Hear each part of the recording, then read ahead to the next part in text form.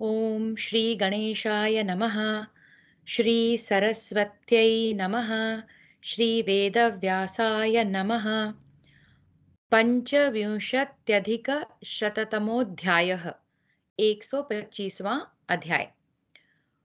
ऋषियों का कुंती और पांडवों को लेकर हस्तिनापुर जाना और उन्हें भीष्म आदि के हाथों सौंपना। कल हमने देखा था कि पांडु का स्वर्गवास हो गया है। माद्री जो हैं उनके साथ ही चिता की अग्नि में चली गई हैं और ऋषियों ने और वहां के जो बड़े थे उन्होंने सबने कुंती को यही सलाह दी कि अब तुम्हें पांडवों को लेकर हस्तिनापुर चले जाना चाहिए। वैशंपायन उवाच। वैशंपायन जी कहते हैं, जन्मेजय, राजा पांडु की मृत्यु हुई देख वहां रहने वाले देवताओं के समान तेजस्वी संपूर्ण मंत्रज्ञ महर्षियों ने आपस में सलाह की। तापसा ऊचुहु। तपस्वी बोले, महान यशस्वी महात्मा राजा पांडु अपना राज्य तथा राष्ट्र छोड़कर इस स्थान पर तपस्या करते हुए तपस्वी मुनियों की शरण में रहते थे। वे राजा पांडु अपनी पत्नी और नवजात पुत्रों को आप लोगों के पास धरोहर रखकर यहाँ से स्वर्गलोक चले गए। उनके इन पुत्रों को पांडु और माद्री के शरीरों की अस्थियों तथा उन महात्मा नरेश की महारानी कुंती को लेकर हम लोग उनकी राजधानी में चलें। इस समय हमारे लिए यही धर्म प्रतीत होता है। तो पांडु और माद्री की अस्थियां और बाकी कुंती और पांचों पांडव जो हैं राजधानी यानी कि हस्तिनापुर को चले जाना चाहिए, यही उचित है। वैशंपायन उवाच। वैशंपायन जी कहते हैं, राजन, इस प्रकार परस्पर सलाह करके उन देवतुल्य उदार चेता सिद्ध महर्षियों ने पांडवों को भीष्म एवं धृतराष्ट्र के हाथों सौंप देने के लिए पांडुपुत्रों को आगे करके हस्तिनापुर नगर में जाने का विचार किया। उन सब तपस्वी मुनियों ने पांडु पत्नी कुंती, पांचों पांडवों तथा पांडु और माद्री के शरीर की अस्थियों को साथ लेकर उसी क्षण वहां से प्रस्थान कर दिया। पुत्रों पर सदा स्नेह रखने वाली कुंती पहले बहुत सुख भोग चुकी थी, परंतु अब विपत्ति में पड़कर बहुत लंबे मार्ग पर चल पड़ी। तो भी उसने स्वदेश जाने की उत्कंठा अथवा महर्षियों के योग जनित प्रभाव से उस मार्ग को अल्प ही माना।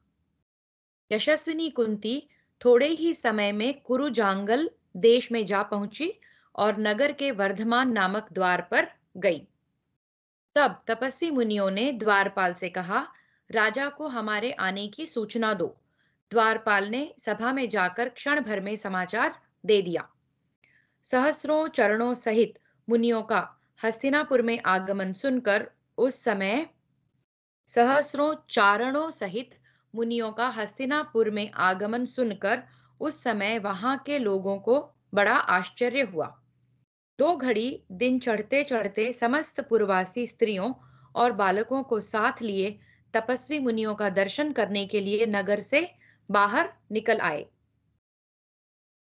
झुंड की झुंड स्त्रियां और क्षत्रियों के समुदाय अनेक सवारियों पर बैठकर बाहर निकले। ब्राह्मणों के साथ उनकी स्त्रियां भी नगर से बाहर निकलीं। शूद्रों और वैश्यों के समुदाय का बहुत बड़ा मेला जुट गया। किसी के मन में ईर्ष्या का भाव नहीं था, सबकी बुद्धि धर्म में लगी हुई थी। इसी प्रकार शंतनु नंदन भीष्म, सोमदत्त, बाहलिक, प्रज्ञाचक्षु राजर्षि धृतराष्ट्र, संजय तथा स्वयं विदुर जी भी वहां आ गए। देवी सत्यवती, काशीराज कुमारी यशस्विनी कौसल्या तथा राजघराने की स्त्रियों से घिरी हुई गांधारी भी अंतःपुर से निकलकर वहां आई। धृतराष्ट्र के दुर्योधन आदि 100 पुत्र विचित्र आभूषणों से विभूषित हो नगर से बाहर निकले। उन महर्षियों का दर्शन करके सबने मस्तक झुकाकर प्रणाम किया। फिर सभी कौरव पुरोहित के साथ उनके समीप बैठ गए। इसी प्रकार नगर तथा जनपद के लोग भी धरती पर माथा टेककर सबको अभिवादन और प्रणाम करके आसपास बैठ गए। राजन, उस समय वहां आए हुए समस्त जन समुदाय को चुपचाप बैठे देख भीष्म जी पाद्य अर्घ्य आदि के द्वारा सब महर्षियों की यथोचित पूजा करके उन्हें अपने राज्य तथा राष्ट्र का कुशल समाचार निवेदन किया। भीष्म जी ने तब उन महर्षियों में जो सबसे अधिक वृद्ध थे, वे जटा और मृगचर्म धारण करने वाले मुनि अन्य सब ऋषियों की अनुमति लेकर इस प्रकार बोले। तो सबसे सीनियर जो महर्षि हैं, उन्होंने कहा, क्या कहा? कुरुनंदन भीष्म जी, वे जो आपके पुत्र महाराज पांडु विषय भोगों का परित्याग करके यहाँ से शतशृंग पर्वत पर चले गए थे, उन धर्मात्मा ने वहां फल मूल खाकर रहते हुए सावधान रहकर अपनी दोनों पत्नियों के साथ कुछ काल तक शास्त्रोक्त विधि से भारी तपस्या की। उन्होंने अपने उत्तम आचार व्यवहार और तपस्या से शतशृंग निवासी तपस्वी मुनियों को संतुष्ट कर लिया था। वहां नित्य ब्रह्मचर्य व्रत का पालन करते हुए महाराज पांडु को किसी दिव्य हेतु से साक्षात धर्मराज द्वारा यह पुत्र प्राप्त हुआ है, जिसका नाम युधिष्ठिर है। उसी प्रकार उन महात्मा राजा को साक्षात वायु देवता ने यह महाबली भीम नामक पुत्र प्रदान किया है, जो समस्त बलवानों में श्रेष्ठ है। यह तीसरा पुत्र धनंजय है, जो इंद्र के अंश से कुंती के ही गर्भ से उत्पन्न हुआ है। उसकी कीर्ति समस्त बड़े बड़े धनुर्धरों को तिरस्कृत कर देगी।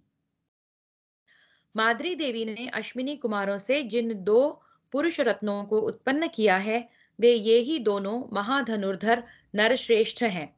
इन्हें भी आप लोग देखें। इनके नाम है नकुल और सहदेव।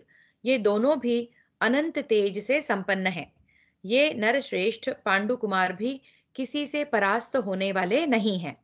नित्य धर्म में तत्पर रहने वाले यशस्वी राजा पांडु ने वन में निवास करते हुए अपने पितामह के उच्छिन्न वंश का पुनः उद्धार किया है। पांडुपुत्रों के जन्म, उनकी वृद्धि और वेदाध्ययन आदि देखकर आप लोग सदा अत्यंत प्रसन्न होंगे। साधु पुरुषों के आचार व्यवहार का पालन करते हुए राजा पांडु उत्तम पुत्रों की उपलब्धि करके आज से 17 दिन पहले पितृलोकवासी हो गए। जब वे चिता पर सुलाए गए और उन्हें अग्नि के मुख में होम दिया गया, उस समय देवी माद्री अपने जीवन का मोह छोड़कर उसी अग्नि में प्रविष्ट हो गई। वह पतिव्रता देवी महाराज पांडु के साथ ही पतिलोक को चली गई। अब आप लोग माद्री और पांडु के लिए जो कार्य आवश्यक समझें वही करें। शरण में आई हुई कुंती तथा यशस्वी पांडवों को आप लोग यथोचित रूप से अपनाकर अनुग्रहित करें, क्योंकि यही सनातन धर्म है। ये पांडु और माद्री दोनों के शरीरों की अस्थियां हैं और ये ही उनके श्रेष्ठ पुत्र हैं, जो शत्रुओं को संतप्त करने की शक्ति रखते हैं। आप माद्री और पांडु की श्राद्ध क्रिया करने के साथ ही माता सहित इन पुत्रों को भी अनुग्रहित करें। सपिंडीकरण पर्यंत प्रेत कार्य निवृत्त हो जाने पर कुरुवंश के श्रेष्ठ पुरुष महायशस्वी एवं संपूर्ण धर्मों के ज्ञाता पांडु को पितृमेध यज्ञ का भी लाभ मिलना चाहिए। वैशंपायन उवाच। वैशंपायन जी कहते हैं, जन्मेजय, समस्त कौरवों से ऐसी बात कहकर उनके देखते देखते वे सभी तपस्वी मुनि गुह्यकों के साथ क्षण भर में वहां से अंतर्धान हो गए। गंधर्व नगर के समान उन महर्षियों और सिद्धों के समुदाय को इस प्रकार अंतर्धान होते देख वे सभी कौरव सहसा उछलकर साधु साधु ऐसा कहते हुए बड़े विस्मित हुए। इस प्रकार श्री महाभारत आदि पर्व के अंतर्गत संभव पर्व में ऋषि संवाद विषयक 125वां अध्याय पूरा हुआ। तो इस अध्याय में जो महर्षि गण वन से कुंती और पांडुपुत्रों को लेकर आए थे, उन्होंने पांचों पांडुपुत्रों का परिचय दिया और पांडु की मृत्यु का समाचार बताया और ये कहा कि अब आप लोगों को श्राद्ध कर्म करना चाहिए और कुंती और इन बालकों को अपना लेना चाहिए। ऐसा कहकर वो वहां से चले गए। षड्विंशत्यधिक शततमोऽध्यायः 126वां अध्याय।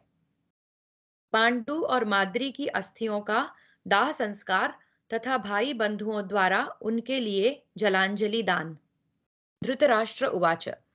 धृतराष्ट्र बोले, विदुर, राजाओं में श्रेष्ठ पांडु के तथा विशेषतः माद्री के भी समस्त प्रेत कार्य राजोचित ढंग से कराओ।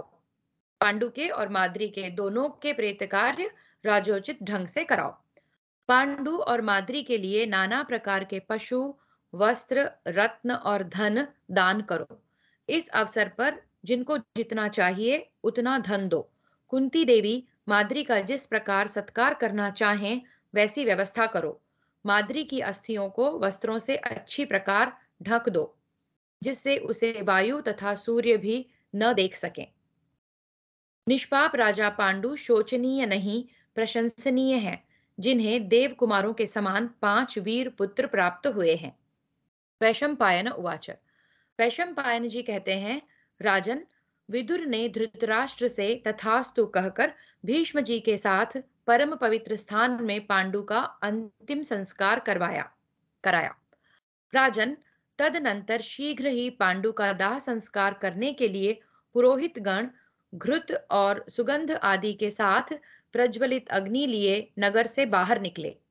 इसके बाद वसंत ऋतु में सुलभ नाना प्रकार के सुंदर पुष्पों तथा श्रेष्ठ गंधों से एक शिबिका यानी कि वैकुंठी जो सजाकर उसे सब ओर से वस्त्र द्वारा ढक दिया गया। वैकुंठी को सजाकर उसे सब ओर से वस्त्र द्वारा ढक दिया गया।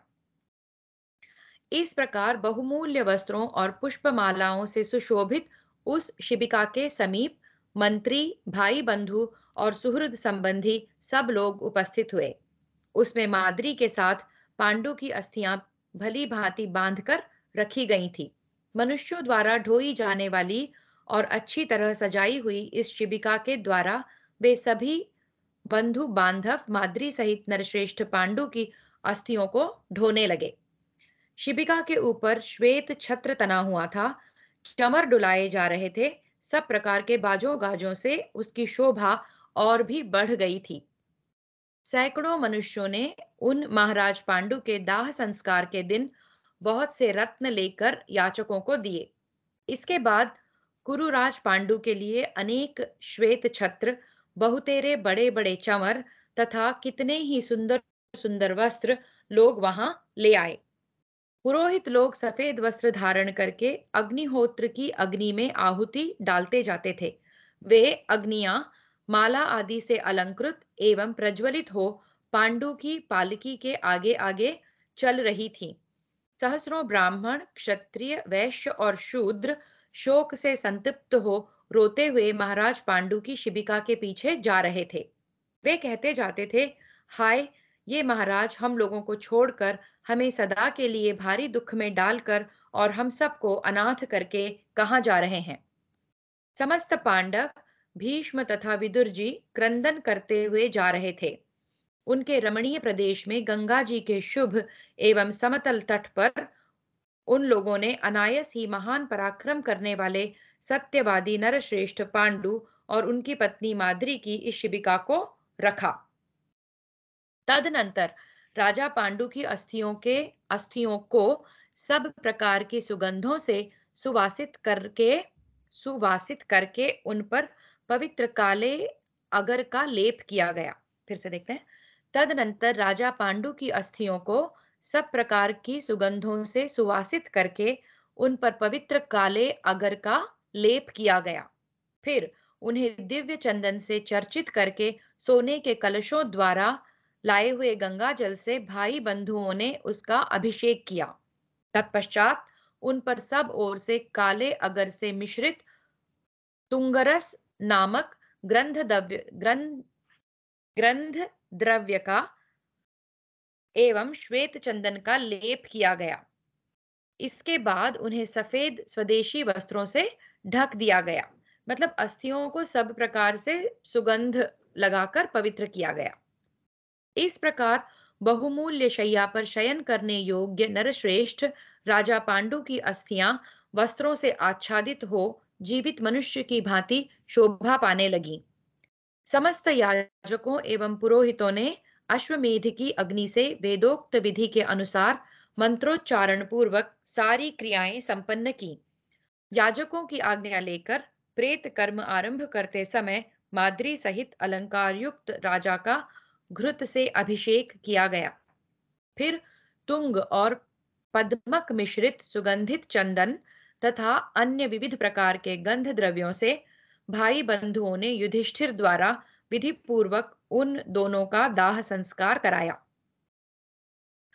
उस समय उन दोनों की अस्थियों को देखकर माता कौसल्या, जो कि अंबालिका नाम से हम जानते हैं, हा पुत्र कहती हुई सहसा मूर्छित हो पृथ्वी पर गिर पड़ी।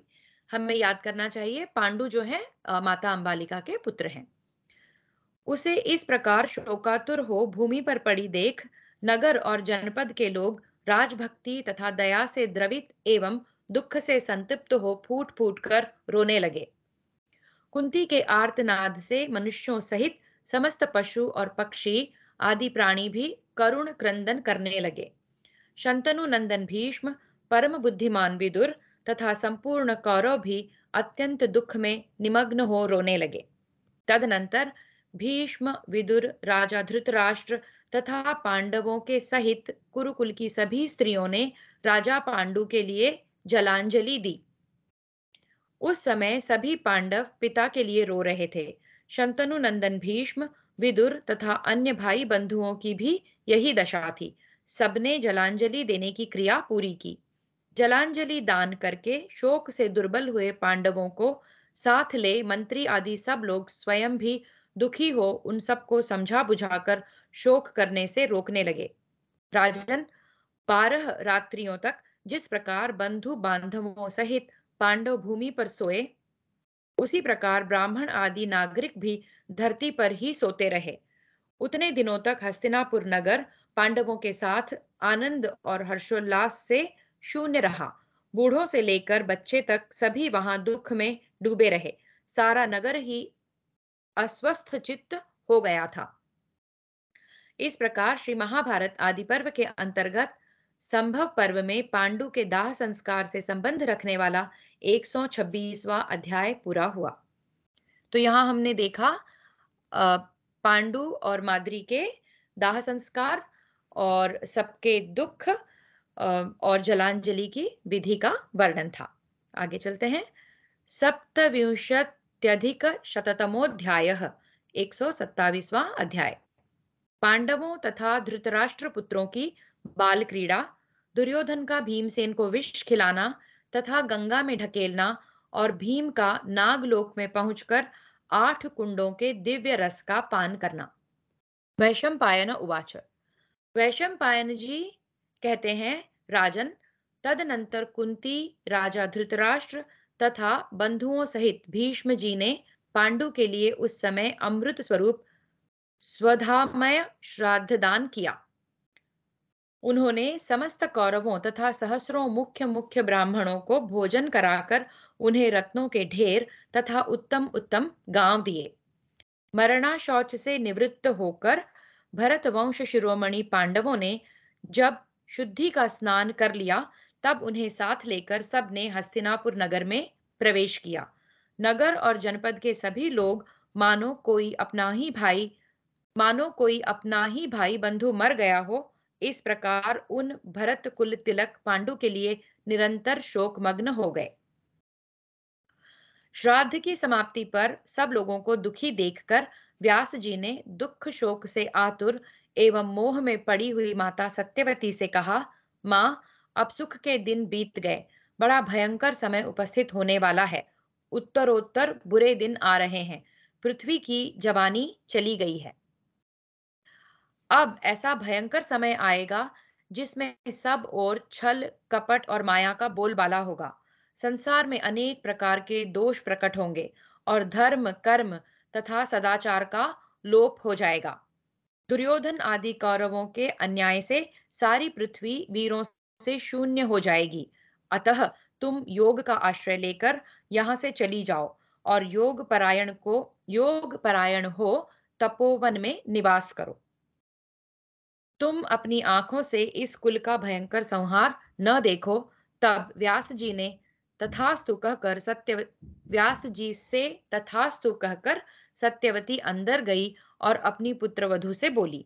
तो यहाँ व्यास जी आगाह कर रहे हैं माता सत्यवती को कि अब जो है यहाँ पर हस्तिनापुर में बुरा समय आने वाला है। दुर्योधन आदि कौरव जो है अन्याय से पृथ्वी को प्रताड़ित करेंगे और ये सब देखने की बजाय माता सत्यवती का अब तपोवन में चले जाना उचित रहेगा। ये उन्होंने उनको राय दी। अब सत्यवती क्या कहती हैं?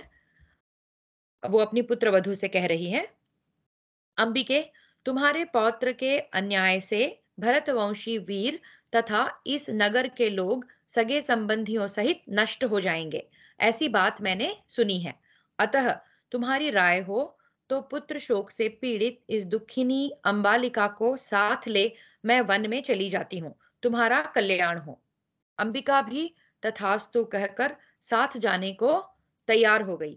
जन्मेजय फिर उत्तम व्रत का पालन करने वाली सत्यवती भीष्म जी से पूछकर अपनी दोनों पतोहुओं को साथ ले वन चली गई। भरतवंश शिरोमणि महाराज जन्मेजय, तब वे देवियां वन में अत्यंत घोर तपस्या करके शरीर त्याग कर अभीष्ट गति को प्राप्त हो गईं। वैशंपायन उवाच। वैशंपायन जी कहते हैं, राजन, उस समय पांडवों के वेदोक्त समावर्तन आदि संस्कार हुए। वे पिता के घर में नाना प्रकार के भोग भोगते हुए पलने और पुष्ट होने लगे। पलने और पुष्ट होने लगे मतलब बड़े हो रहे हैं। धृतराष्ट्र के पुत्रों के साथ सुखपूर्वक खेलते हुए वे सदा प्रसन्न रहते थे। सब प्रकार की बाल क्रीड़ाओं में अपने तेज से वे बढ़ चढ़कर सिद्ध होते थे। दौड़ने में, दूर रखी हुई किसी प्रत्यक्ष वस्तु को सबसे पहले पहुंचकर उठा लेने में, खान पान में तथा धूल उछालने के खेल में भीमसेन धृतराष्ट्र के सभी पुत्रों का मान मर्दन कर डालते थे। राजन, हर्ष से खेल कूद में लगे हुए उन कौरवों को पकड़कर भीमसेन कहीं छिप जाते थे, कभी उनके सिर पकड़कर पांडवों से लड़ा देते थे। धृतराष्ट्र के 101 कुमार बड़े बलवान थे, किंतु भीमसेन बिना अधिक कष्ट उठाए अकेले ही उन सबको अपने वश में कर लेते थे। बलवान भीम उनके बाल पकड़कर बलपूर्वक उन्हें एक दूसरे से टकरा देते और उनके चीखने चिल्लाने पर भी उन्हें धरती पर घसीटते रहते थे। उस समय उनके घुटने, मस्तक और कंधे छिल जाया करते थे। वे जल में क्रीड़ा करते समय अपनी दोनों भुजाओं से धृतराष्ट्र के 10 बालकों को पकड़ लेते और देर तक पानी में गोते लगाते रहते। जब वे अधमरे से हो जाते तब उन्हें छोड़ते थे। जब कौरव वृक्ष पर चढ़कर फल तोड़ने लगते, तब भीमसेन पैर से ठोकर मारकर उन पेड़ों को हिला देते थे। उनके वेग पूर्वक प्रवाह से आहत हो वे वृक्ष हिलने लगते और उन पर चढ़े हुए धृतराष्ट्र कुमार भयभीत हो फलों सहित नीचे गिर पड़ते। कुश्ती में, दौड़ लगाने में तथा शिक्षा के अभ्यास में धृतराष्ट्र कुमार सदा लाग डांट रखते हुए भी कभी भीमसेन की बराबरी नहीं कर पाते। सदा लाग डांट रखते हुए भी कभी भीमसेन की बराबरी नहीं कर पाते थे।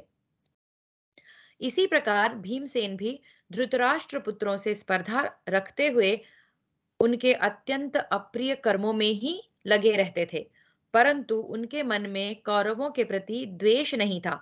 वे बाल स्वभाव के कारण ही वैसा करते थे।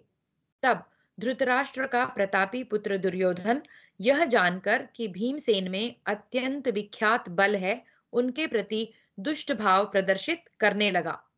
वह सदा धर्म से दूर रहता और पाप कर्मों पर ही दृष्टि रखता था। मोह और ऐश्वर्य के लोभ से उसके मन में पापपूर्ण विचार भर गए थे। वह अपने भाइयों के साथ विचार करने लगा कि यह मध्यम पांडुपुत्र कुंती नंदन भीम बलवानों में सबसे बढ़कर है, इसे धोखा देकर कैद कर लेना चाहिए। यह बलवान और पराक्रमी तो है ही, महान शौर्य से भी संपन्न है। भीमसेन अकेला ही हम सब लोगों से होड़ होड़ बद लेता है। इसलिए नगरोद्यान में जब वह सो जाए तब उसे उठाकर हम लोग गंगा जी में फेंक दें। इसके बाद उसके छोटे भाई अर्जुन और बड़े भाई युधिष्ठिर को बलपूर्वक कैद में डालकर मैं अकेला ही सारी पृथ्वी का शासन करूंगा। ऐसा निश्चय करके पापी दुर्योधन महात्मा भीमसेन का अनिष्ट करने के लिए सदा मौका ढूंढता रहता था। जन्मेजय, तदनंतर दुर्योधन ने गंगा तट पर जल विहार के लिए ऊनी और सूती कपड़ों के विचित्र एवं विशाल गृह तैयार करवाए। वे गृह सब प्रकार की अभीष्ट सामग्रियों से भरे पूरे थे। उनके ऊपर ऊंची ऊंची पताकाएं फहरा रही थी। उनमें उसने अलग अलग अनेक प्रकार के बहुत से कमरे बनवाए थे। भारत गंगा तटवर्ती प्रमाण कोटि तीर्थ में किसी स्थान पर जाकर दुर्योधन ने यह सारा आयोजन करवाया था। उसने उस स्थान का नाम रखा था उदक क्रीडन। वहां रसोई के काम में कुशल कितने ही मनुष्यों ने जुटकर खाने पीने के बहुत से भक्ष्य, भोज, पेय, चोष्य और लेह्य पदार्थ तैयार किए थे। इनका अर्थ देखते हैं। दांतों से जो काटकर खाए जाने वाले मालपुए आदि को भक्ष्य कहते हैं। दांत का सहारा न लेकर केवल जिह्वा के व्यापार से जिसे भोजन किया जाता है, उसे जैसे हलवा, खीर आदि। ओके। और तीसरी जो है पीने योग्य दुग्ध आदि। चौथे प्रकार का भोजन जो चूसने योग्य वस्तु, जिसका रस मात्र ग्रहण किया जाए और बाकी चीजों को त्याग दिया जाए, वह चोष्य है। जैसे ईख या आम, मतलब चूस कर खाने वाली चीज। और लेह्य, चाटने योग्य चटनी। आयुर्वेद के हिसाब से भी एक भोजन में इन सब प्रकार के भोजनों का अ, मतलब एक थाली में इन सब प्रकार के भोजन जब होते हैं तो उसे पूरा भोजन माना जाता है। तो यहाँ वही बता रहे हैं कि उस तरह की रसोई वहां पे बनाई जा रही थी। फिर से एक बार देख लेते हैं इस वाक्य को।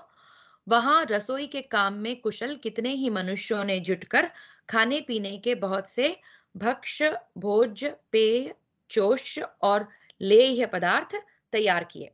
तदनंतर राजपुरुषों ने दुर्योधन को सूचना दी कि सब तैयारी पूरी हो गई है। तब खोटी बुद्धि वाले दुर्योधन ने पांडवों से कहा, आज हम लोग भांति भांति के उद्यान और वनों से सुशोभित गंगा जी के तट पर चलें। वहां हम सब भाई एक साथ जल विहार करेंगे। यह सुनकर युधिष्ठिर ने एवमस्तु कहकर दुर्योधन की बात मान ली। फिर वे सभी शूरवीर कौरव पांडवों के साथ नगराकार रथों तथा स्वदेश में उत्पन्न श्रेष्ठ हाथियों पर सवार हो नगर से निकले और उद्यान वन के समीप पहुंचकर साथ आए हुए प्रजा वर्ग के बड़े बड़े लोगों को विदा करके जैसे सिंह पर्वत की गुफाओं में प्रवेश करे, उसी प्रकार वे सब वीर भ्राता उद्यान की शोभा देखते हुए उसमें प्रविष्ट हुए। वह उद्यान राजाओं की गोष्ठी और बैठक के स्थानों से, श्वेत वर्ण के छज्जों से, जालियों और झरोकों से तथा इधर उधर ले जाने योग्य जलवर्षक यंत्रों से सुशोभित हो रहा था। महल बनाने वाले शिल्पियों ने उस उद्यान एवं क्रीड़ा भवन को झाड़ पोंछ कर साफ कर दिया था। चित्रकारों ने वहां चित्रकारी की थी। जल से भरी बावलियों तथा तालाबों द्वारा उसकी बड़ी शोभा हो रही थी। खिले हुए कमलों से आच्छादित वहां का जल बड़ा सुंदर प्रतीत होता था। ऋतु के अनुकूल खिलकर झड़े हुए फूलों से वहां की सारी पृथ्वी ढक गई थी। आर्किटेक्चरली भी सुंदर है ये वन। वहां जल है और फूल है। वहां पहुंचकर समस्त कौरव और पांडव यथा योग्य स्थानों पर बैठ गए और स्वतः प्राप्त हुए नाना प्रकार के भोगों का उपभोग करने लगे। तदनंतर उस सुंदर उद्यान में क्रीड़ा के लिए आए हुए कौरव और पांडव एक दूसरे के मुंह में खाने की वस्तुएं डालने लगे। उस समय पापी दुर्योधन ने भीमसेन को मार डालने की इच्छा से उनके भोजन में कालकूट नामक विष डलवा दिया। उस पापात्मा का हृदय छुरे के समान तीखा था, परंतु बातें वह ऐसी करता था मानो उनसे अमृत झर रहा हो। वह सगे भाई और हितैषी सुहृद की भांति स्वयं भीमसेन के लिए भांति भांति के भक्ष्य पदार्थ परोसने लगा। भीमसेन भोजन के दोष से अपरिचित थे, अतः दुर्योधन ने जितना परोसा वह सब का सब खा गए। यह देख नीच दुर्योधन मन ही मन हंसता हुआ सा अपने आप को कृतार्थ मानने लगा।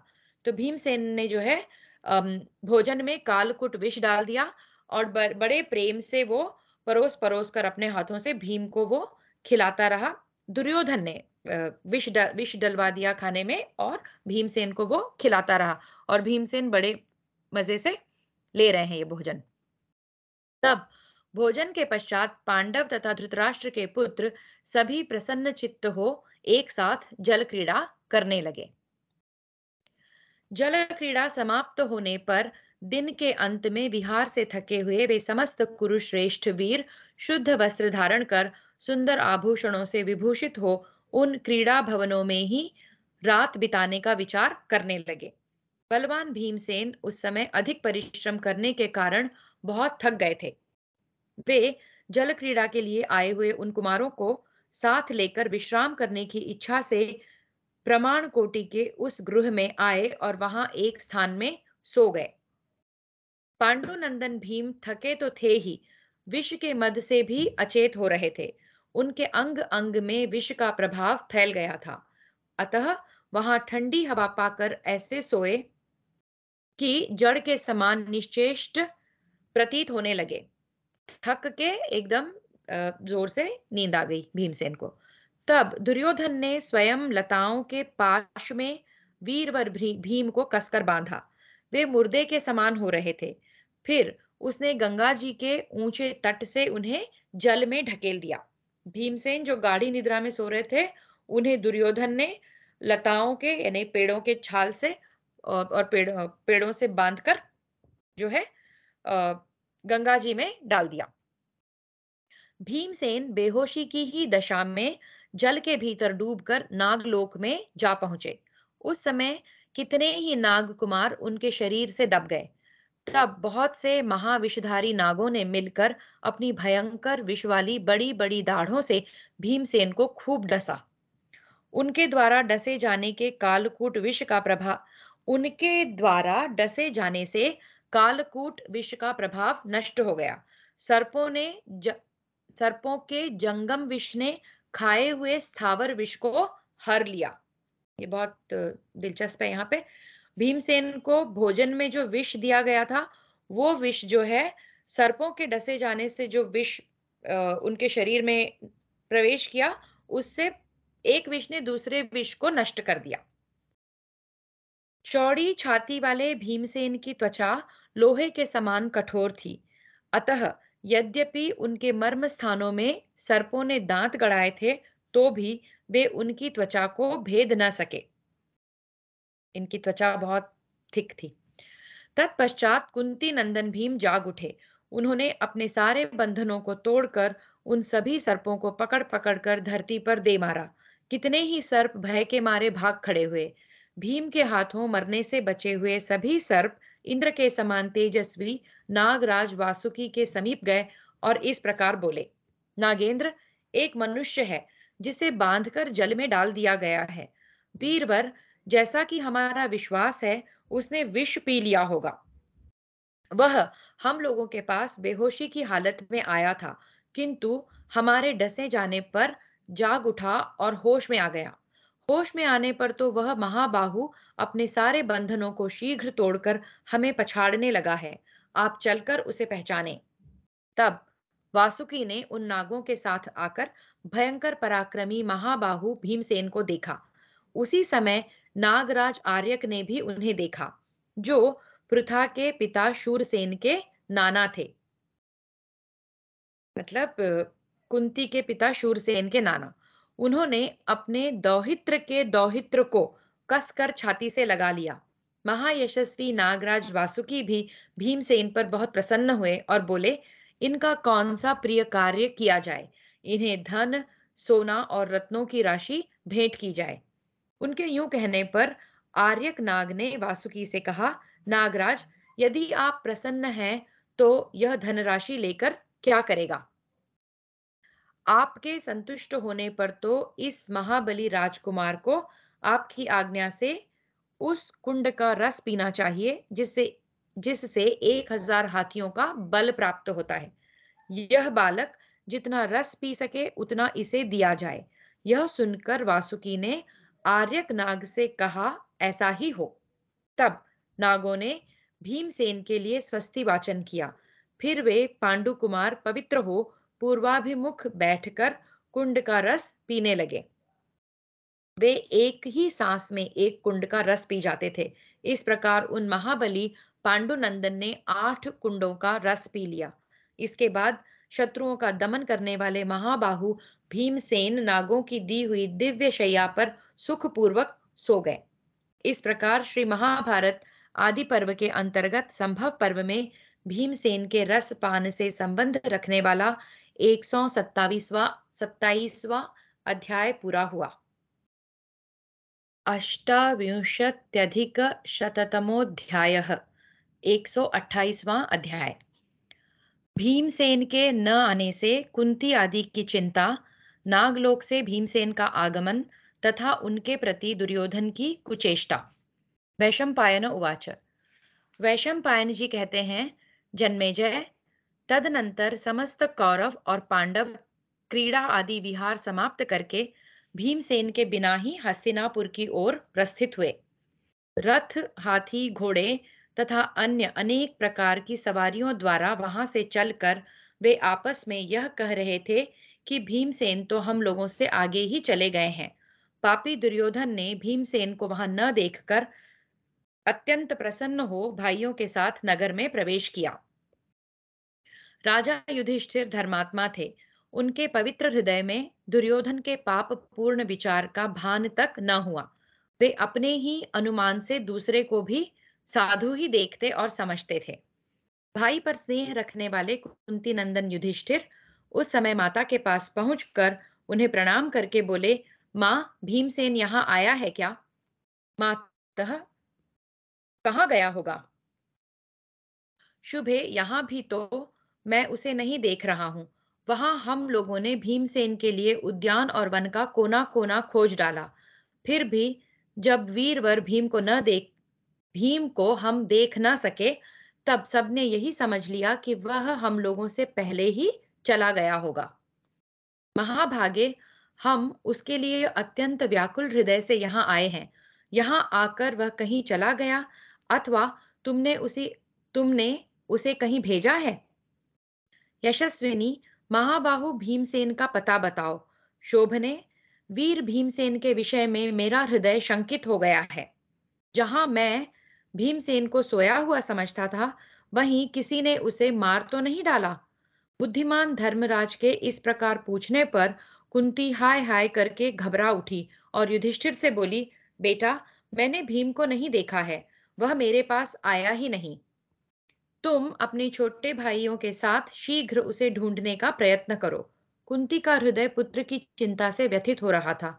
उसने ज्येष्ठ पुत्र युधिष्ठिर से उपर्युक्त बात कहकर विदुर जी को बुलवाया और इस प्रकार कहा, भगवन, भीमसेन नहीं दिखाई देता, वह कहाँ चला गया? उद्यान से सब लोग अपने भाइयों के साथ चलकर यहाँ आ गए, किंतु अकेला महाबाहु भीम अब तक मेरे पास लौटकर नहीं आया। वह सदा दुर्योधन की आंखों में खटकता रहता है। दुर्योधन क्रूर, दुर्बुद्धि, क्षुद्र, राज्य का लोभी तथा निर्लज्ज है। अतः संभव है वह क्रोध में वीर भीमसेन को धोखा देकर मार भी डाले। इसी चिंता से मेरा चित्त व्याकुल हो उठा है, हृदय दग्ध सा हो रहा है। विदुर उवाच। विदुर जी ने कहा, कल्याणी, ऐसी बात मुंह से न निकालो। शेष पुत्रों की रक्षा करो। यदि दुर्योधन को उलाहना देकर इस विषय में पूछताछ की जाएगी तो वह दुष्टात्मा तुम्हारे शेष पुत्रों पर भी प्रहार कर सकता है।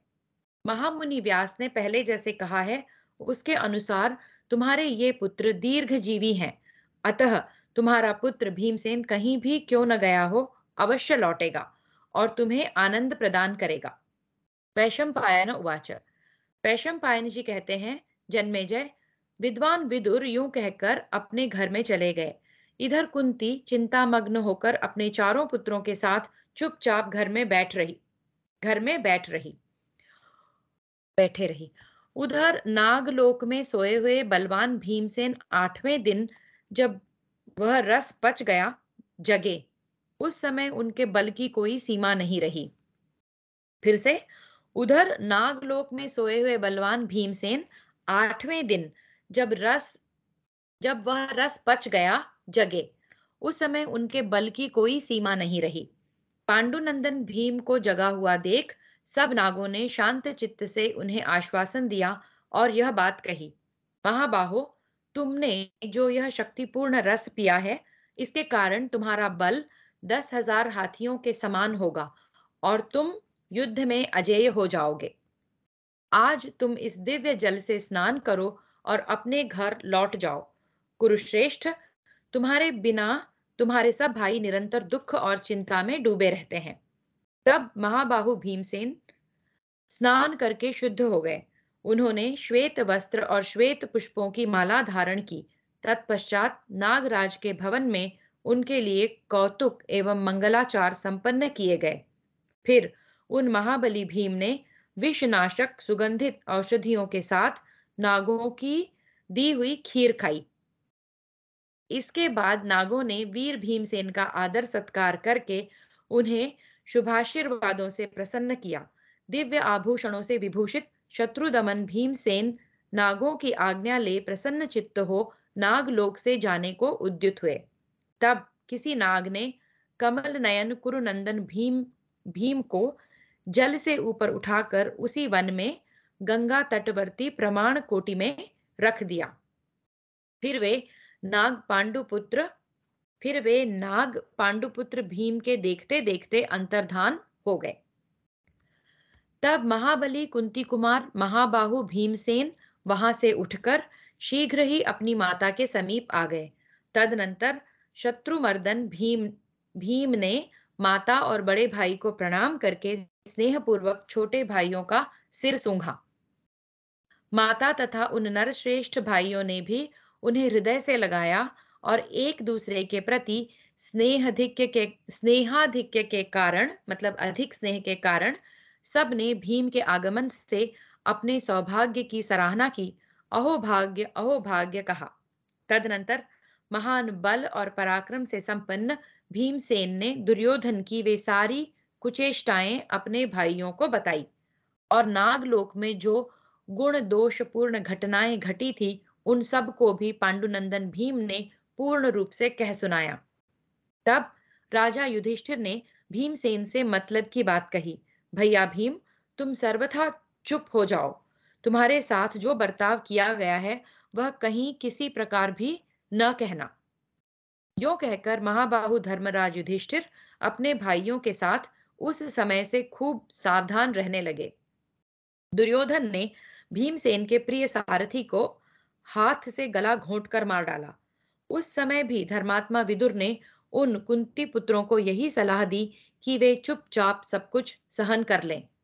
धृतराष्ट्र कुमार ने भीमसेन के भोजन में पुनः नया, तीखा और सत्व के रूप में परिणत, रोंगटे खड़े कर देने वाला कालकूट नामक विष डलवा दिया। वैश्यापुत्र युयुत्सु ने कुंती पुत्रों के हित की कामना से यह बात उन्हें बता दी, परंतु भीम ने उस विष को भी खाकर बिना किसी विकार के पचा लिया। यद्यपि वह विष बड़ा तेज था तो भी उनके लिए कोई बिगाड़ न कर सका। भयंकर शरीर वाले भीमसेन के उदर में वृक नाम की अग्नि थी, अतः वहां जाकर वह विष पच गया। इस प्रकार दुर्योधन, कर्ण तथा सुबल पुत्र शकुनी अनेक उपायों द्वारा पांडवों को मार डालना चाहते थे। पांडव भी यह सब जान लेते और क्रोध में भर जाते थे, तो भी विदुर की राय के अनुसार चलने के कारण अपने अमर्ष को प्रकट नहीं करते थे। राजा धृतराष्ट्र ने उन कुमारों को खेल कूद में लगे रहने से अत्यंत उद्दंड होते देख उन्हें शिक्षा देने के लिए गौतम गोत्रीय कृपाचार्य की खोज कराई, जो सरकंडे के समूह से उत्पन्न हुए और विविध शास्त्रों के पारंगत विद्वान थे। उन्हीं को गुरु बनाकर कुरुकुल के उन सभी कुमारों को उन्हें सौंप दिया गया। फिर वे कुरुवंशी बालक कृपाचार्य से धनुर्वेद का अध्ययन करने लगे। इस प्रकार श्री महाभारत आदि पर्व के अंतर्गत संभव पर्व में भीमसेन के लौटने से संबंध रखने वाला 128वां अध्याय पूरा हुआ। तो यहाँ हम देखते हैं कि भीमसेन जो है नागलोक में उस रस को पीकर वापस आ गए हैं हस्तिनापुर में, राजमहल में। और उन्होंने उनके साथ जो हुआ वो वृत्तांत सुनाया। तब विदुर जी ने यह राय दी कि जो भी होता है उसको चुपचाप सहन किया जाए और सावधान रहकर रहने की उन्हें सलाह दी। और फिर धृतराष्ट्र ने कृपाचार्य जो कि गौतम गोत्रीय शिक्षक हैं, उन्हें बुलाकर कौरवों और पांडवों की धनुर्वेद में शिक्षा आरंभ की। 39अधिक-शतमोऽध्यायः। कृपाचार्य, द्रोण और अश्वत्थामा की उत्पत्ति तथा द्रोण को परशुराम जी से अस्त्र शस्त्र की प्राप्ति की कथा। जन्मेजय उवाच। जन्मेजय ने पूछा, ब्राह्मण, कृपाचार्य का जन्म किस प्रकार हुआ, यह मुझे बताने की कृपा करें। वे सरकंडे के समूह से किस तरह उत्पन्न हुए एवं उन्होंने किस प्रकार अस्त्र शस्त्रों की शिक्षा प्राप्त की। वैशंपायन उवाच।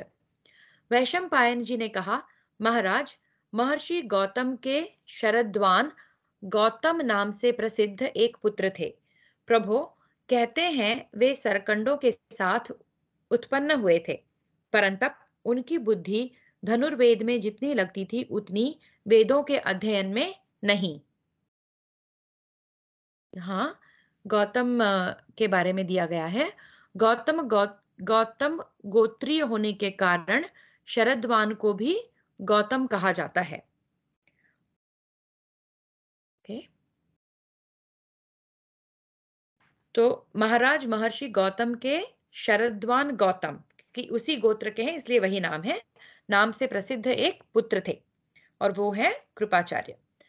जैसे अन्य ब्रह्मचारी तपस्या पूर्वक वेदों का ज्ञान प्राप्त करते हैं, उसी प्रकार उन्होंने तपस्या युक्त होकर संपूर्ण अस्त्र शस्त्र प्राप्त किए। वे धनुर्वेद में पारंगत तो थे ही, उनकी तपस्या भी बड़ी भारी थी। इससे गौतम ने देवराज इंद्र को अत्यंत चिंता में डाल दिया था। कौरव तब देवराज ने, यहाँ कौरव वो जन्मेजय को कह रहे हैं, कौरव तब देवराज ने जानपदी नाम की एक देव कन्या को उनके पास भेजा और यह आदेश दिया कि तुम शरद्वान की तपस्या में विघ्न डालो। वह जानपदी शरद्वान के रमणीय आश्रम पर जाकर धनुष बाण धारण करने वाले गौतम को लुभाने लगी। गौतम ने एक वस्त्र धारण करने वाली उस अप्सरा को वन में देखा। संसार में उसके सुंदर शरीर की कहीं तुलना नहीं थी। उसे देखकर शरद्वान के नेत्र प्रसन्नता से खिल उठे।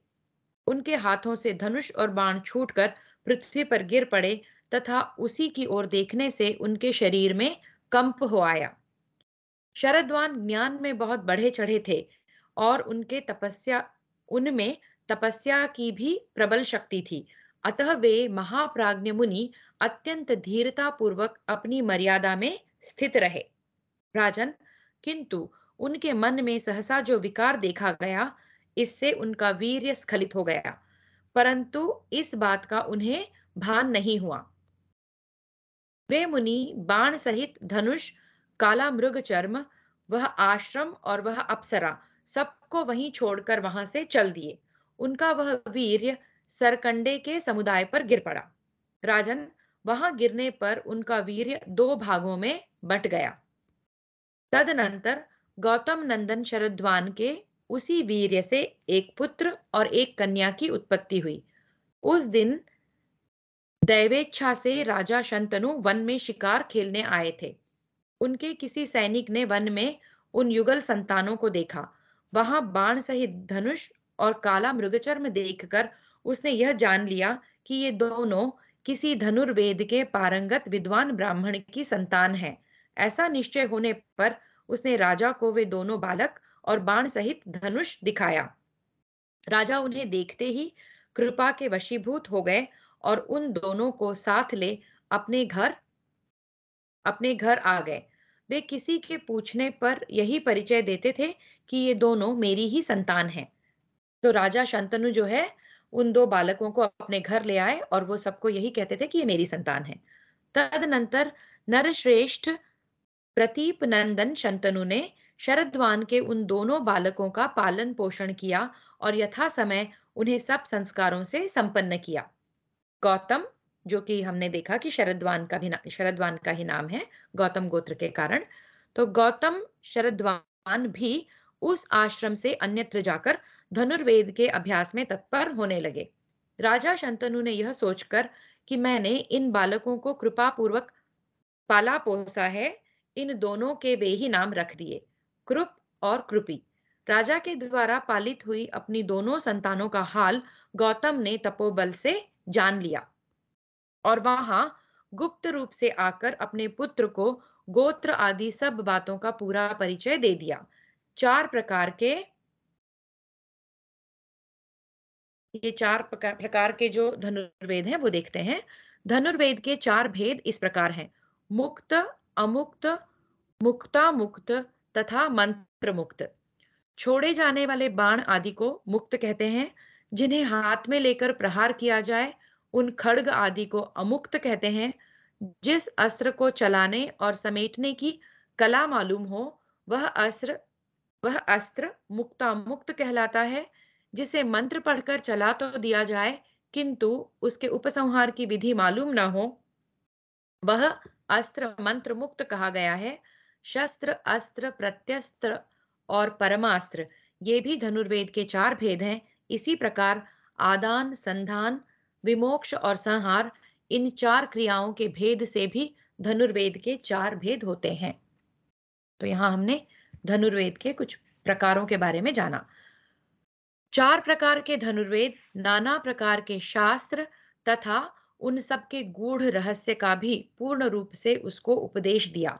इसी से कृप थोड़े ही समय में धनुर्वेद के उत्कृष्ट आचार्य हो गए। तो हम देख रहे हैं कि राजा शंतनु इन दो बालकों को लेकर आए, कृप और कृपी उनके नाम रखे, और कृप के पिता जो गौतम थे वो गुप्त रूप से आकर कृप को अपने गोत्र का परिचय देते हैं और उन्हें धनुर्वेद के शास्त्रों के बारे में गूढ़ रहस्य बताते हैं। धृतराष्ट्र के महारथी पुत्र पांडव तथा यादव सब ने उन्हीं कृपाचार्य से धनुर्वेद का अध्ययन किया। वृष्णिवंशी तथा भिन्न भिन्न देशों से आए हुए अन्य नरेश भी उनसे धनुर्वेद की शिक्षा लेते थे। वैशंपायन उवाच। वैशंपायन जी कहते हैं, राजन, कृपाचार्य के द्वारा पूर्णतः शिक्षा मिल जाने पर पितामह भीष्म ने अपने पौत्रों में विशिष्ट योग्यता लाने के लिए उन्हें और अधिक शिक्षा देने की इच्छा से ऐसे आचार्यों की खोज प्रारंभ की जो बाण संचालन की कला में निपुण और अपने पराक्रम के लिए सम्मानित हों।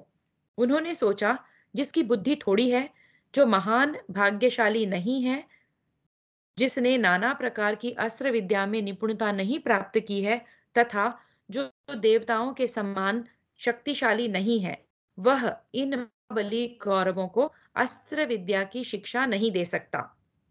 नरश्रेष्ठ यो विचार कर भरत श्रेष्ठ गंगानंदन भीष्म ने भरद्वाज वंशी वेदवेत्ता तथा बुद्धिमान द्रोण को आचार्य के पद पर प्रतिष्ठित करके उनको शिष्य रूप में पांडवों तथा कौरवों को भी समर्पित कर दिया। तो फिर भीष्म ने कृपाचार्य से शिक्षा मिल जाने पर पितामह भीष्म ने और आचार्य की खोज की और उन्हें वहां फिर द्रोणाचार्य मिले, जो उन्हें लगा कि कौरवों और पांडवों को आगे की शिक्षा देने के लिए उचित आचार्य हैं। अस्त्र विद्या के विद्वानों में श्रेष्ठ महाभाग द्रोण महात्मा भीष्म के द्वारा शास्त्र विधि से भली भांति पूजित होने पर बहुत संतुष्ट हुए। फिर उन महायशस्वी आचार्य द्रोण ने उन सब को शिष्य रूप में स्वीकार किया और संपूर्ण धनुर्वेद की शिक्षा दी।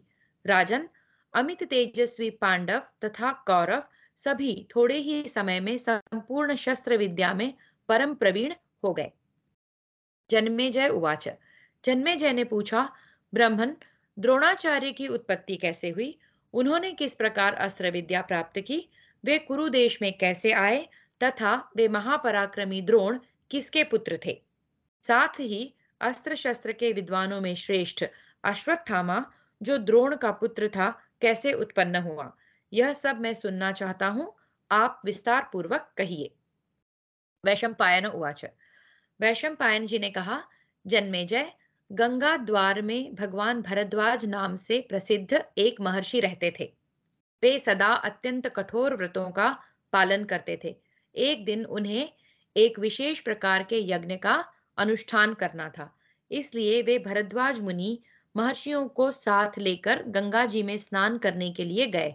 वहां पहुंचकर महर्षि ने प्रत्यक्ष देखा, घृताची अप्सरा पहले से ही स्नान करके नदी के तट पर खड़ी नदी के तट पर खड़ी हो वस्त्र बदल रही थी। वह रूप और यौवन से संपन्न थी, जवानी के नशे में मद से उन्मत्त हुई जान पड़ती थी।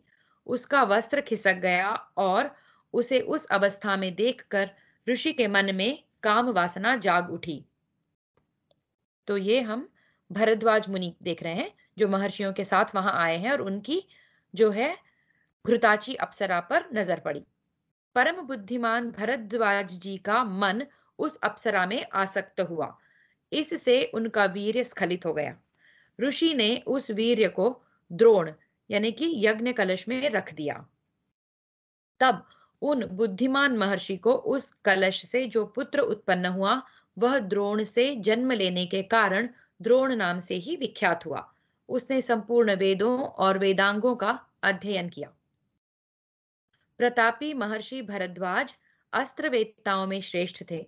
उन्होंने महाभाग अग्निवेश को आग्नेय अस्त्र की शिक्षा दी थी। जन्मेजय, अग्निवेश मुनि साक्षात अग्नि के पुत्र थे। उन्होंने अपने गुरुपुत्र भरद्वाज नंदन द्रोण को उस आग्नेय नामक महान अस्त्र की शिक्षा दी। उन दिनों पृषत नाम से प्रसिद्ध एक भूपाल महर्षि भरद्वाज के मित्र थे। उन्हें भी उसी समय एक पुत्र हुआ, जिसका नाम द्रुपद था। वह राजकुमार क्षत्रियों में श्रेष्ठ था। वह प्रतिदिन भरद्वाज मुनि के आश्रम में जाकर द्रोण के साथ खेलता और अध्ययन करता था। नरेश्वर जन्मेजय, पृषत की मृत्यु हो जाने पर महाबाहु द्रुपद उत्तर पांचाल देश के राजा हुए। कुछ दिनों बाद भगवान भरद्वाज भी स्वर्गवासी हो गए और महातपस्वी द्रोण उसी आश्रम में रहकर तपस्या करने लगे। फिर से, नरेश्वर जन्मेजय, पृषत की मृत्यु हो जाने पर महाबाहु द्रुपद उत्तर पांचाल देश के राजा हुए। कुछ दिनों बाद भगवान भरद्वाज भी स्वर्गवासी हो गए और महातपस्वी द्रोण उसी आश्रम में रहकर तपस्या करने लगे। वे वेदों और वेदांगों के विद्वान तो थे ही, तपस्या द्वारा अपनी संपूर्ण पाप राशि को दग्ध कर चुके थे। उनका महान यश सब ओर फैल चुका था। एक समय पितरों ने उनके मन में पुत्र उत्पन्न करने की प्रेरणा दी। अतः द्रोणाचार्य ने पुत्र के लोभ से शरद्वान की पुत्री कृपि को धर्मपत्नी के रूप में ग्रहण किया। कृपि सदा अग्निहोत्र, धर्मानुष्ठान तथा इंद्रिय संयम में उनका साथ देती थी। कृपाचार्य की बहन कृपि, जो राजा शांतनु के पास पल बढ़ रही थी, कृपि का द्रोणाचार्य से विवाह हुआ है। गौतमी कृपि ने द्रोण से अश्वत्थामा नामक पुत्र प्राप्त किया। उस बालक ने जन्म लेते ही उच्चैश्रवा घोड़े के समान शब्द किया। उसे सुनकर अंतरिक्ष में स्थित किसी अदृश्य चेतन ने कहा, इस बालक के चिल्लाते समय अश्व के समान शब्द संपूर्ण दिशाओं में गूंज उठा है, अतः यह अश्वत्थामा नाम से ही प्रसिद्ध होगा। उस पुत्र से भरद्वाज नंदन द्रोण को बड़ी प्रसन्नता हुई। बुद्धिमान द्रोण उसी आश्रम में रहकर धनुर्वेद का अभ्यास करने लगे। राजन, किसी समय उन्होंने सुना कि महात्मा जमदग्नि नंदन परशुराम जी इस समय सर्वज्ञ एवं संपूर्ण शस्त्रधारियों में श्रेष्ठ हैं तथा शत्रुओं को संताप देने वाले वे विप्रवर ब्राह्मणों को अपना सर्वस्व दान करना चाहते हैं। द्रोण ने यह सुनकर कि परशुराम जी के पास संपूर्ण धनुर्वेद तथा दिव्यास्त्रों का ज्ञान है, उन्हें प्राप्त करने की इच्छा की। इसी प्रकार उन्होंने उनसे नीति शास्त्र की शिक्षा लेने का भी विचार किया। फिर ब्रह्मचर्य व्रत का पालन करने वाले तपस्वी शिष्यों से घिरे हुए महातपस्वी महाबाहु द्रोण परम उत्तम महेंद्र पर्वत पर गए। महेंद्र पर्वत पर पहुंचकर महान तपस्वी द्रोण ने क्षमा एवं दम शम आदि गुणों से युक्त शत्रुनाशक भृगुनंदन परशुराम जी का दर्शन किया। तत्पश्चात शिष्यों सहित द्रोण ने भृगुश्रेष्ठ परशुराम जी के समीप जाकर अपना नाम बताया और यह भी कहा कि मेरा जन्म आंगीर से आंगीरस कुल में हुआ है। तो द्रोण अपना परिचय देते हैं परशुराम जी को, मेरा जन्म आंगीरस कुल में हुआ है। इस प्रकार नाम और गोत्र बताकर उन्होंने पृथ्वी पर मस्तक टेक दिया और परशुराम जी के चरणों में प्रणाम किया। तदनंतर सर्वस्व त्याग कर वन में जाने की इच्छा रखने वाले महात्मा जमदग्नि कुमार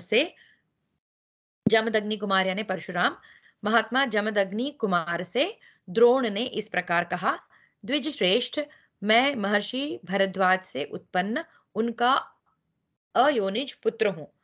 आपको यह ज्ञात हो कि मैं धन की इच्छा से आया हूं। मेरा नाम द्रोण है। यह सुनकर समस्त क्षत्रियों का संहार करने वाले महात्मा परशुराम उनसे यूं बोले, द्विज श्रेष्ठ, तुम्हारा स्वागत है। तुम जो कुछ भी चाहते हो मुझसे कहो। उनके इस प्रकार पूछने पर भरद्वाज कुमार द्रोण ने नाना प्रकार के धन रत्नों का दान करने की इच्छा वाले योद्धाओं में श्रेष्ठ परशुराम से कहा, महान व्रत का पालन करने वाले महर्षि, मैं आपसे ऐसे धन की याचना करता हूं जिसका कभी अंत ना हो। राम उवाच, राम यानी परशुराम यहाँ पर। परशुराम जी बोले, तपोधन, मेरे पास यहाँ जो कुछ सुवर्ण तथा अन्य प्रकार का धन था वह सब मैंने ब्राह्मणों को दे दिया।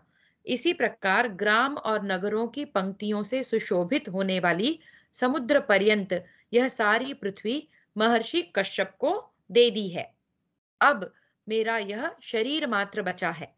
साथ ही नाना प्रकार के बहुमूल्य अस्त्र शस्त्रों का ज्ञान अवशिष्ट है।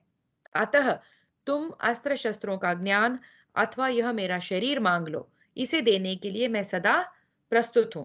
द्रोण, बोलो मैं तुम्हें क्या दूं, शीघ्र उसे कहो। द्रोण उवाच, द्रोण ने कहा, भृगुनंदन, आप मुझे प्रयोग रहस्य तथा संहार विधि सहित संपूर्ण अस्त्र शस्त्रों का ज्ञान प्रदान करें। तब तथास्तु कहकर भृगुवंशी परशुराम जी ने द्रोण को संपूर्ण अस्त्र प्रदान किए तथा रहस्य और वृत्त सहित संपूर्ण धनुर्वेद का भी उपदेश किया। वह सब ग्रहण करके द्विज श्रेष्ठ द्रोण अस्त्र विद्या के पूरे पंडित हो गए और अत्यंत प्रसन्न हो अपने प्रिय सखा द्रुपद के पास आए। इस प्रकार श्री महाभारत आदि पर्व के अंतर्गत संभव पर्व में द्रोण को परशुराम जी से अस्त्र विद्या की प्राप्ति विषयक 129वां अध्याय पूरा हुआ। तो इस अध्याय में हमने देखा कि द्रोणाचार्य और कृपि का विवाह हुआ, अश्वत्थामा का जन्म हुआ और फिर द्रोणाचार्य अपने अस्त्र शस्त्र विद्या में और पारंगत होने के लिए परशुराम जी के पास जाते हैं और उनसे शिक्षा प्राप्ति की इच्छा प्रकट करते हैं और परशुराम जी उनको अपना धनुर्वेद का संपूर्ण ज्ञान देते हैं। 63 द्रोण का द्रुपद से तिरस्कृत हो हस्तिनापुर में आना, राजकुमारों से उनकी भेंट, उनकी बीटा और अंगूठी को कुएं में से निकालना एवं भीष्म का उन्हें अपने यहाँ सम्मान पूर्वक रखना। बीटा का अर्थ है जौ के आकार की बनी हुई काठ की मोटी गुल्ली को बीटा कहते हैं। वैशंपायन उवाच, वैशंपायन जी कहते हैं, जन्मेजय, प्रतापी द्रोण राजा द्रुपद के यहाँ जाकर उनसे इस प्रकार बोले, राजन, तुम्हें ज्ञात होना चाहिए कि मैं तुम्हारा मित्र द्रोण यहाँ तुमसे मिलने के लिए आया हूँ। मित्र द्रोण के द्वारा इस प्रकार प्रेम पूर्वक कहे जाने पर पांचाल देश के नरेश द्रुपद उनकी इस बात को सह न सके। क्रोध और अमर्ष से उनकी भौहें टेढ़ी हो गई, आंखों में लाली छा गई। धन और ऐश्वर्य के मद से उन्मत्त होकर वे राजा द्रोण से यों बोले। द्रुपद उवाच, द्रुपद ने कहा, ब्राह्मण, तुम्हारी बुद्धि सर्वथा संस्कार शून्य अपरिपक्व है। तुम्हारी यह बुद्धि यथार्थ नहीं है, तभी तो तुम धृष्टता पूर्वक मुझसे कह रहे हो कि राजन मैं तुम्हारा सखा हूं। ओ मूढ़, बड़े बड़े राजाओं की तुम्हारे जैसी श्रीहीन और निर्धन मनुष्य के साथ कभी मित्रता नहीं होती। समय के अनुसार मनुष्य ज्यो ज्यो बूढ़ा होता है, त्यों ही त्यों उसकी मैत्री भी क्षीण होती चली जाती है। पहले तुम्हारे जैसे जो मेरी मित्रता थी तुम्हारे साथ जो मेरी मित्रता थी, वह सामर्थ्य को लेकर थी। उस समय मैं और तुम दोनों समान शक्तिशाली थे। लोक में किसी भी मनुष्य के हृदय में मैत्री अमिट होकर नहीं रहती। समय एक मित्र को दूसरे से विलग कर देता है, अथवा क्रोध मनुष्य को मित्रता से हटा देता है। इस प्रकार क्षीण होने वाली मैत्री का भरोसा न करो। हम दोनों एक दूसरे के मित्र थे, इस भाव को हृदय से निकाल दो। द्विज श्रेष्ठ, तुम्हारे साथ पहले जो मेरी मित्रता थी, वह साथ साथ खेलने और अध्ययन करने आदि स्वार्थ को लेकर हुई थी। सच्ची बात यह है कि दरिद्र मनुष्य धनवान का, मूर्ख विद्वान का और कायर शूरवीर का सखा नहीं हो सकता। अतः पहले की मित्रता का क्या भरोसा करते हो? जिनका धन समान है, जिनकी विद्या एक सी है, उन्हीं में विवाह और मैत्री का संबंध हो सकता है। रुष्ट पुष्ट और दुर्बल में, धनवान और निर्धन में कभी मित्रता नहीं हो सकती। जो श्रोत्रिय नहीं है, वह श्रोत्रिय यानी कि वेद वेत्ता का मित्र नहीं होता। मतलब जिनको श्रुति का ज्ञान नहीं है, वो जिनको श्रुति का ज्ञान है उनका मित्र नहीं हो सकता। जो रथी नहीं है, वह रथी का सखा नहीं हो सकता। इसी प्रकार जो राजा नहीं है, वह किसी राजा का मित्र कदापि नहीं हो सकता। फिर तुम पुरानी मित्रता का क्यों स्मरण करते हो? तो यहाँ द्रुपद जो है द्रोण से कह रहे हैं, मित्रता तो बराबरी में होती है, और आज हम किसी भी तरह एक दूसरे से बराबरी नहीं कर सकते, इसलिए उस मित्रता का कोई मोल नहीं है, उसको स्मरण नहीं करना चाहिए। वैशंपायन उवाच। वैशंपायन जी कहते हैं, जन्मेजय, राजा द्रुपद के यूं कहने पर प्रतापी द्रोण क्रोध से जल उठे और 2 घड़ी तक गहरी चिंता में डूबे रहे। वे बुद्धिमान तो थे ही, पांचाल नरेश से बदला लेने के विषय में मन ही मन कुछ निश्चय करके कौरवों की राजधानी हस्तिनापुर नगर में चले गए। हस्तिनापुर में पहुंचकर द्विजश्रेष्ठ द्रोण गौतम गोत्रीय कृपाचार्य के घर में गुप्त रूप से निवास करने लगे। वहां उनके पुत्र शक्तिशाली अश्वत्थामा कृपाचार्य के बाद पांडवों को स्वयं ही अस्त्र विद्या की शिक्षा देने लगे, किंतु लोग उन्हें पहचान न सके। फिर से देखते हैं इसको। वहां उनके पुत्र शक्तिशाली अश्वत्थामा कृपाचार्य के बाद पांडवों को स्वयं ही अस्त्र विद्या की शिक्षा देने लगे, किंतु लोग उन्हें पहचान न सके। इस प्रकार द्रोण ने वहां अपने आप को छिपाए रखकर कुछ काल तक निवास किया। तदनंतर एक दिन कौरव पांडव सभी वीर कुमार हस्तिनापुर से बाहर निकलकर बड़ी प्रसन्नता के साथ मिलकर वहां गुल्ली डंडा खेलने लगे। उस समय खेल में लगे हुए उन कुमारों की वह बीटा कुएं में गिर पड़ी। तो गुल्ली डंडा खेल रहे थे और उनका खेल का सामान बीटा, जिसको कहते हैं, कुएं में गिर गया। तब वे उस बीटा को निकालने के लिए बड़ी तत्परता के साथ प्रयत्न में लग गए, परंतु उसे प्राप्त करने का कोई भी उपाय उनके ध्यान में नहीं आया। इस कारण लज्जा से नतमस्तक होकर वे एक दूसरे की ओर देखने लगे। गुल्ली निकालने का कोई उपाय न मिलने के कारण वे अत्यंत उत्कंठित हो गए, क्योंकि उनका खेल में बाधा आ गई। इसी समय उन्होंने एक श्याम वर्ण के ब्राह्मण को थोड़ी दूरी पर बैठे देखा, जो अग्निहोत्र करके किसी प्रयोजन से वहां रुके हुए थे। वे आपत्तिग्रस्त जान पड़ते थे। उनके सिर के बाल सफेद हो गए थे और शरीर अत्यंत दुर्बल था। उन महात्मा ब्राह्मण को देखकर वे सभी कुमार उनके पास गए और उन्हें घेर कर खड़े हो गए। उनका उत्साह भंग हो गया था। कोई काम करने की इच्छा नहीं होती थी। मन में भारी निराशा भर गई थी। तदनंतर पराक्रमी द्रोण यह देखकर कि इन कुमारों का अभीष्ट कार्य पूर्ण नहीं हुआ है, ये उसी प्रयोजन से मेरे पास आए हैं, उस समय मंद मुस्कुराहट के साथ बड़े कौशल से बोले, अहो, तुम लोगों के क्षत्रिय बल को धिक्कार है, और तुम लोगों की इस अस्त्र विद्या विषयक निपुणता को भी धिक्कार है, क्योंकि तुम लोग भरत वंश में जन्म लेकर भी कुएं में गिरी हुई गुल्ली को नहीं निकाल पाते। देखो, मैं तुम्हारी गुल्ली और अपनी इस अंगूठी दोनों को सीकों से निकाल सकता हूं। तुम लोग मेरी जीविका की व्यवस्था करो। उन कुमारों से यूं कहकर शत्रुओं का दमन करने वाले द्रोण ने उस निर्जल कुएं में अपनी अंगूठी डाल दी। उस समय कुंती नंदन युधिष्ठिर ने द्रोण से कहा, युधिष्ठिर उवाच। युधिष्ठिर बोले, ब्राह्मण, आप कृपाचार्य की अनुमति ले सदा यहीं रहकर भिक्षा प्राप्त करें। उनके यूं कहने पर द्रोण ने हंसकर उन भरतवंशी राजकुमारों से कहा, द्रोण उवाच। द्रोण बोले, ये मुट्ठी भर सीके हैं जिन्हें मैंने अस्त्र मंत्र के द्वारा अभिमंत्रित किया है। तुम लोग इसका बल देखो जो दूसरे में नहीं है। तुम लोग इसका बल देखो जो दूसरे में नहीं है। मैं पहले एक सीख से उस गुल्ली को बींध दूंगा, फिर दूसरी सीख से उस पहली सीख को बींध दूंगा। इसी प्रकार दूसरी को तीसरी से बींधते हुए अनेक सीकों का संयोग होने पर मुझे गुल्ली मिल जाएगी। वैशंपायन उवाच। वैशंपायन जी कहते हैं, जन्मेजय, तदनंतर द्रोण ने जैसा कहा था वह सब कुछ अनायास ही कर दिखाया। यह अद्भुत कार्य देखकर उन कुमारों के नेत्र आश्चर्य से खिल उठे। इसे अत्यंत आश्चर्य मानकर वे इस प्रकार बोले, कुमारा ऊचुहु। कुमारों ने कहा, ब्रह्मर्षि, अब आप शीघ्र ही इस अंगूठी को भी निकाल दीजिए। वैशंपायन उवाच।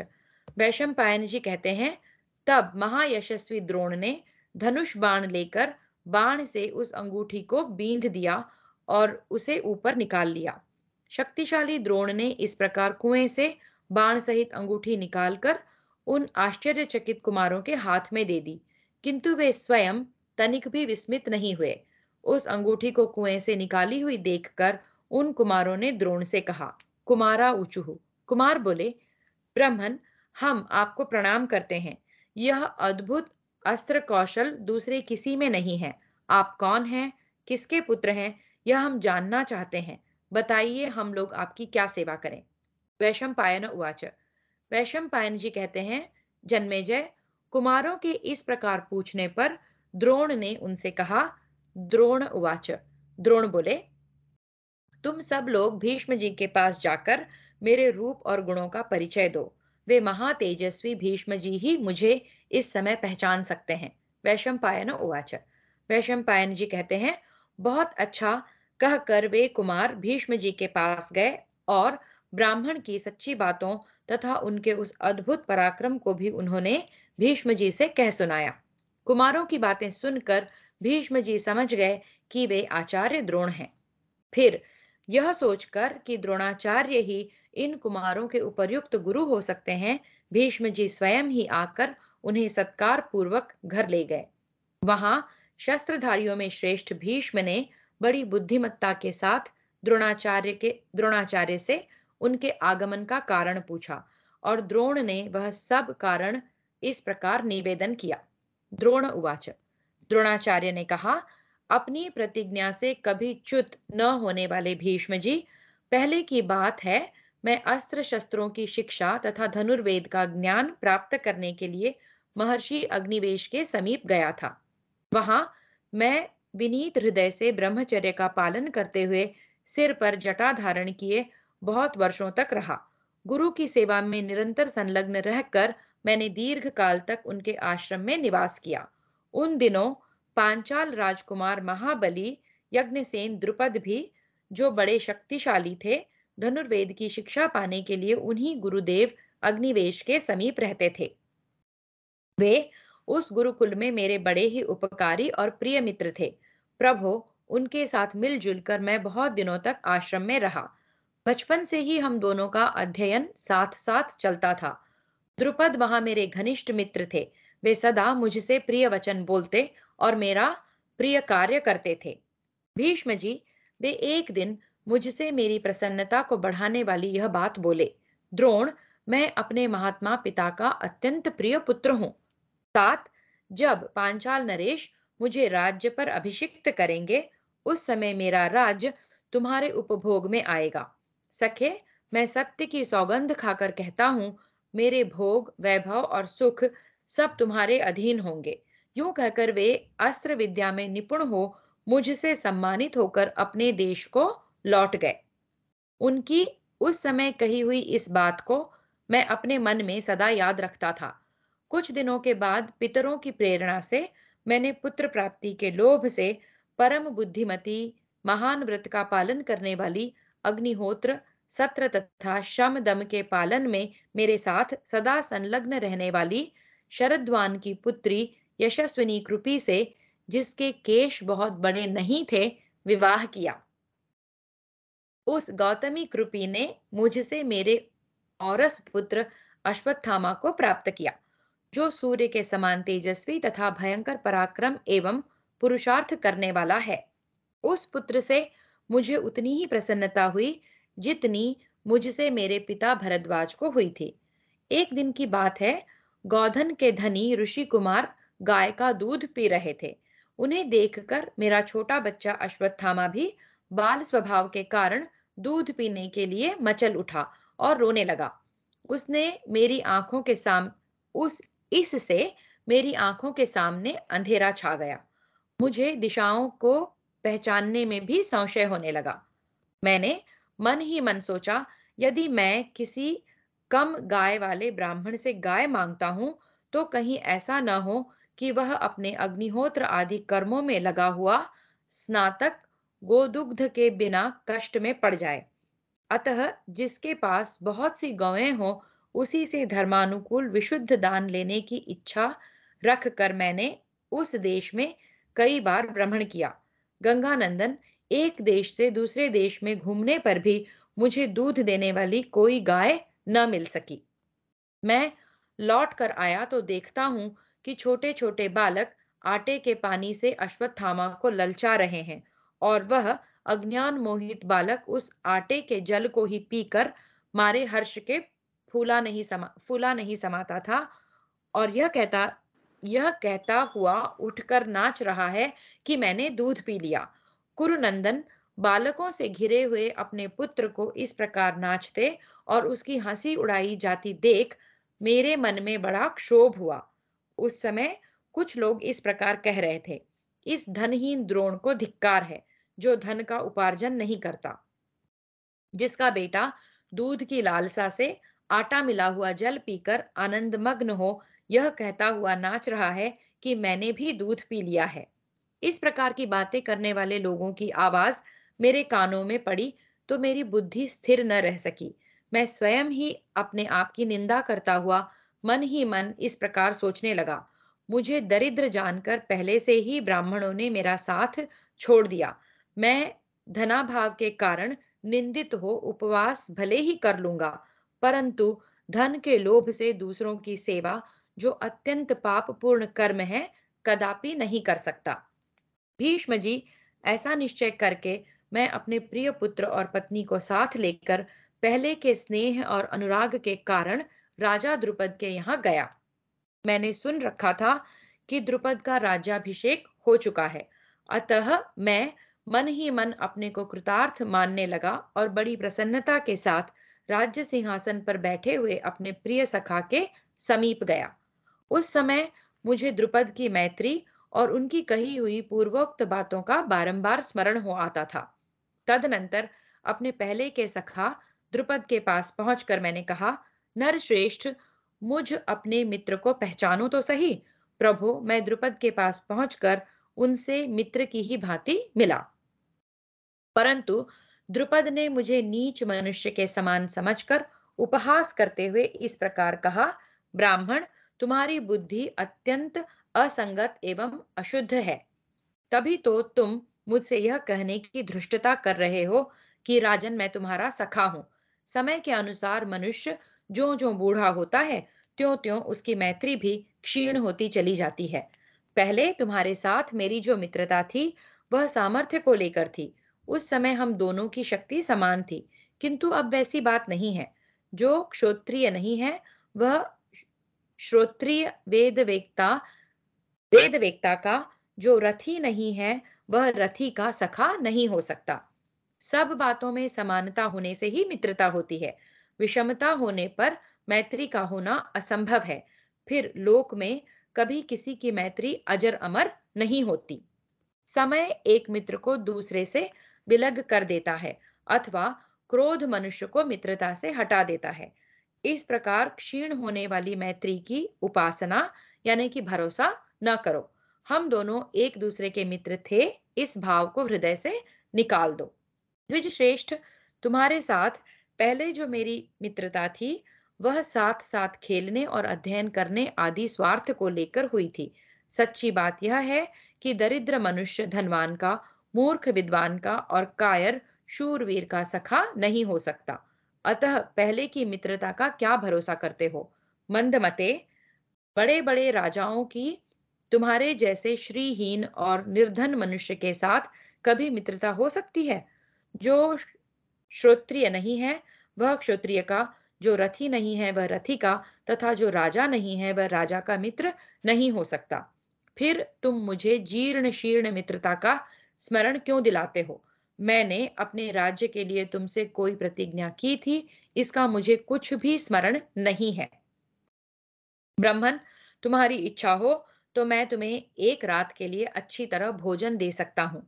राजा द्रुपद के यूं कहने पर मैं पत्नी और पुत्र के साथ वहां से चल दिया। चलते समय मैंने एक प्रतिज्ञा की थी जिसे शीघ्र पूर्ण करूंगा। द्रुपद के द्वारा जो इस प्रकार तिरस्कार पूर्ण वचन मेरे प्रति कहा गया है, उसके कारण मैं क्षोभ से अत्यंत व्याकुल हो रहा हूँ। भीष्म जी, मैं गुणवान शिष्यों के द्वारा अपने अभीष्ट की सिद्धि चाहता हुआ आपके मनोरथ को पूर्ण करने के लिए पांचाल देश से कुरु राज्य के भीतर इस रमणीय हस्तिनापुर नगर में आया हूँ। बताइए मैं आपका कौन सा प्रिय कार्य करूं?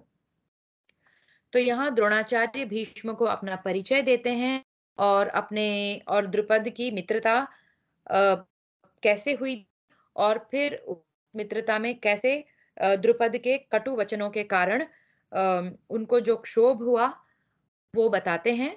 और फिर ये कहते हैं कि वो हस्तिनापुर पांचाल देश से कैसे कैसे पहुंचे हैं। और वो यहाँ भीष्म से पूछते हैं कि मैं आपका क्या प्रिय कार्य कर सकता हूँ। वैशंपायन उवाच। वैशंपायन जी कहते हैं, द्रोणाचार्य के यूं कहने पर भीष्म ने उनसे कहा। भीष्म उवाच। भीष्म जी बोले, विप्रवर, अब आप अपने धनुष की डोरी उतार दीजिए और यहाँ रहकर राजकुमारों को धनुर्वेद एवं अस्त्र शस्त्रों की अच्छी शिक्षा दीजिए। कौरवों के घर में सदा सम्मानित रहकर अत्यंत प्रसन्नता के साथ मनोवांछित भोगों का उपभोग कीजिए। कौरवों के पास जो धन, राज्य, वैभव तथा राष्ट्र है, उसके आप ही सबसे बड़े राजा हैं। समस्त कौरव आपके अधीन हैं। ब्राह्मण, आपने जो मांग की है उसे पूर्ण हुई समझिए। ब्रह्मर्षि, आप आए यह हमारे लिए बड़े सौभाग्य की बात है। आपने यहाँ पधार कर मुझ पर महान अनुग्रह किया है। इस प्रकार श्री महाभारत आदि पर्व के अंतर्गत संभव पर्व में भीष्म द्रोण समागम विषयक 130वां अध्याय पूरा हुआ। तो यहाँ हम देखते हैं कृपाचार्य से अस्त्र शस्त्र विद्या, धनुर्वेद कौरव पांडवों ने सीखा और अब द्रोणाचार्य भी हस्तिनापुर में प्रवेश कर गए हैं और भीष्म ने द्रोणाचार्य को उनका अगला आचार्य बनाया है। हरि ही ओम।